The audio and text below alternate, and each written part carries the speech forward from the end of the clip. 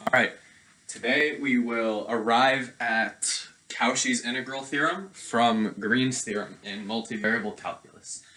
So Green's theorem states that if you have a vector field f dependent on x and y, described as function p of xy determining the vector field in the x direction, and a function q of xy determining the vector field in the y direction, Green's theorem tells us that the line integral along a closed curve C of the vector field is going to be equal to the double integral over the region enclosed by C of the curl of the vector field. So the partial derivative of q with respect to x minus the partial derivative of p with respect to y, dx dy.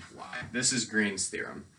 Now, in complex analysis, we move beyond the real numbers to include complex numbers of the form z equals x plus iy, where x and y are elements of the real numbers, and I is, of course, the square root of -1. Okay, now we consider a complex function, f of z, but since z is just a number with a real and imaginary part, we could rewrite f as a function of its real part and its imaginary part, and we could find functions u of x and y and v of x and y to describe the real and imaginary components of the codomain or the output of our complex function f. And these are both going to be real valued functions. Now, a function f is said to be holomorphic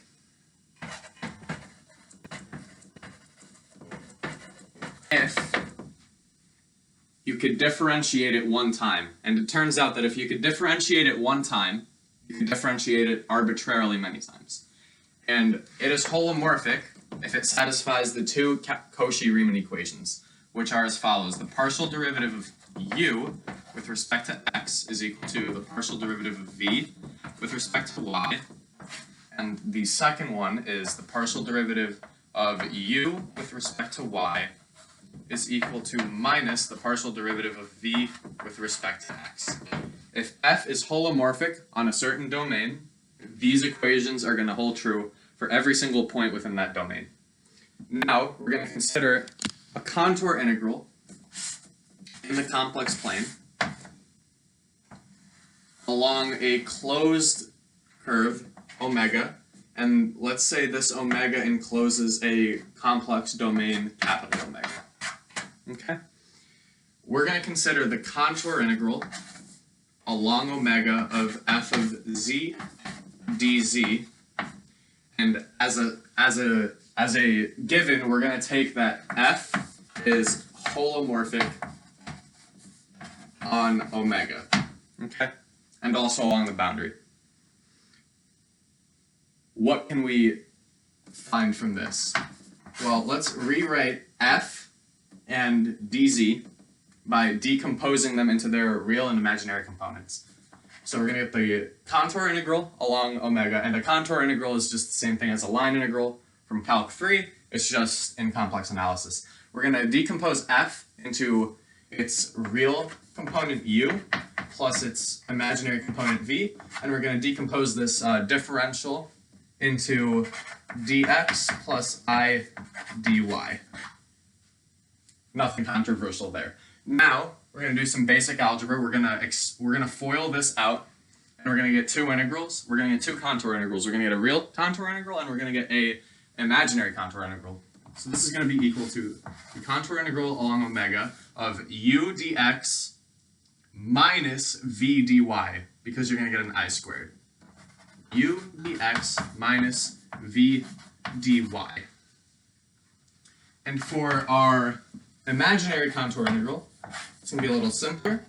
We're going to get v dx plus u dy.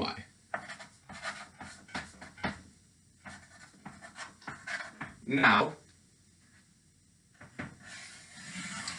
if we go back to our line integral in Calc 3 and use the definition of the dot product where we just multiply the vectors component-wise and add together the products, we could rewrite, beautiful, we could rewrite the line integral of f along C as the line integral along C of p dx plus q dy.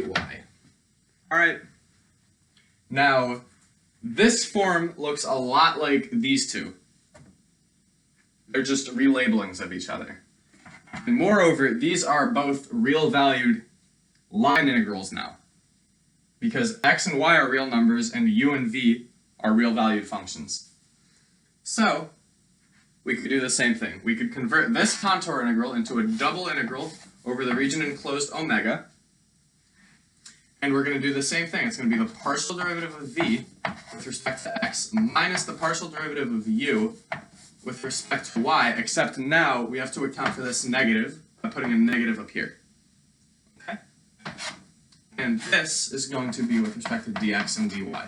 Now, the second one is going to be a little easier, because you don't have a minus to worry about. You're going to get the partial derivative of u.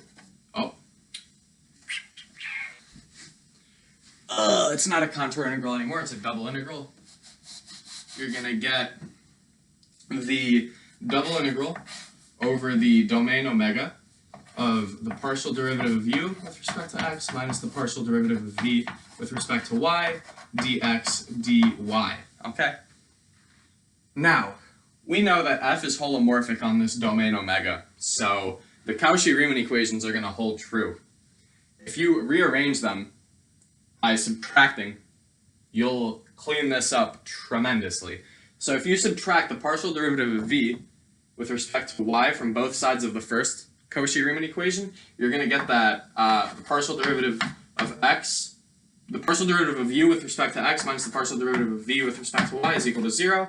And likewise, if you subtract the partial derivative of u with respect to y from both sides of the second Cauchy-Riemann equation, you're going to get the negative partial derivative of v with respect to x minus the partial derivative of u with respect to y is also equal to 0. And this is just different notation for the partial derivatives. So going back to this and converting in our heads the notation, which means the same thing, we see that this and this are the same thing, and since f is holomorphic, we could just make the substitution that this is going to be 0. And likewise, the second contour integral is also going to be 0. So now we could conclude that we have now shown the Cauchy integral theorem to be true, which is that f being holomorphic on a domain omega